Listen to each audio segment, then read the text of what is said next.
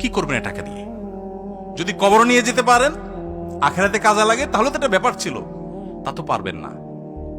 আপনি বলবেন না পারলে কি হয়েছে, ছেলে মেয়ে খাবে, ছেলে মেয়ে ভোগ করবে নিশ্চিত। বহু মানুষ সম্পদ রেখে চলে গেছে, তার ছেলে মেয়েরা ভোগ করতে পারে নাই, হাতে বুতে অন্য মানুষ খেয়ে ফেলছে, আছে না নাই? সবচেয়ে বড় হতভাগা কে জানেন? আল্লাহর জমিনে সবচেয়ে বড় দুর্ভাগা, সবচেয়ে বড় বেয়াকুব এবং নির্বোধ মানুষ হলো সে, যে যাদের জন্য চুরি করবে তারাও সে দায় নিবে না। কিয়ামতের দিন ছেলে আয়সা বলবে না, আব্বা চুরিদারি ডাকাতি 2 নম্বরই যা করছেন, ঘুষ সুদ যা খাইছেন, আমাদের জন্যই তো খাইছেন, আল্লাহ আমার আব্বারা জাহান্নামে দিয়ে না, আমাদের নিয়ে যান। বলবে না ভাই, কোরআন বলেছে ইয়াউমা ইয়াফিরুল মারউ মিন আখিহি ওয়া উম্মিহি ওয়া আবিহি ওয়া সাহিবাতিহি ওয়া বানি। সন্তান বাপকে দেখে মাকে দেখে পালাবে, যে না জানি আজকে কোনো কিছুর জন্য ধরে। সবাই ইয়া নাফসি ইয়া নাফসি করবে। যাদের জন্য চুরি করবেন ওরাও দায় নিবে না। আপনার মতো নির্বোধ কে হতে পারে?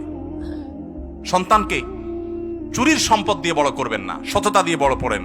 আমাদের সমাজে আজ ঘরে ঘরে সেই মা বাপ আছে যে মা বাপ চায় আমার সন্তান থাকুক আজ দুধে ভাতে, সেই মা বাপ নাই যে মা বাপ বলে আমার সন্তান থাকুক আজ ঈমান আমলে সততার সাথে। সেই মা বাপ নাই। মা বাপ নকল কিনে এনে দেয়, বাবা 2 নম্বরে করে পরীক্ষা দেয়।